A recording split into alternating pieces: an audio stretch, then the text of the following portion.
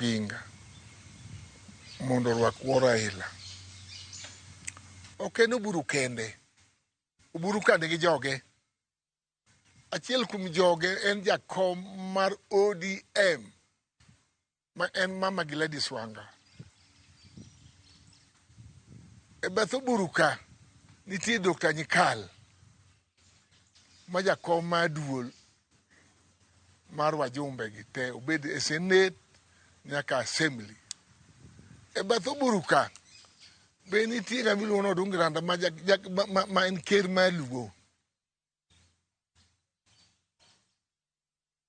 Ok onego giwe gimoro mocha Raila oweyo ni kethore.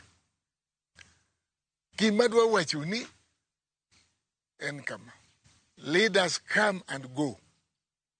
Gi Kiingereza. I can repeat it. Leaders come and go. Kik wach moro wuoge e dho ng'ato. No, ni ng'ane ni rach nyaka riembe party.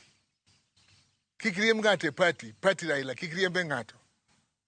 Ka ng'ama ohero ma chunye ok dwar bedo e party Raila, to amna kende. To kik party hierarchy kik bedi ni ng'ane ni ok wadwar, si ng'ane ni ok wadwar. To nikech bang' waka. For example, Oginga Odinga obedo ker mar Luo bang' higni 850.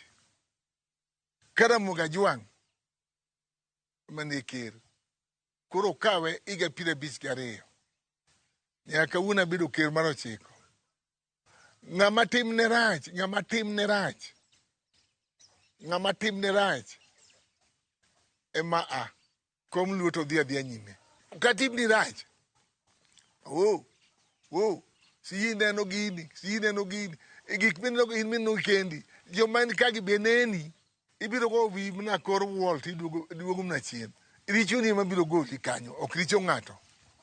Omiyo party mar Raila weyo mar ODM. Ok riembe ng'ato.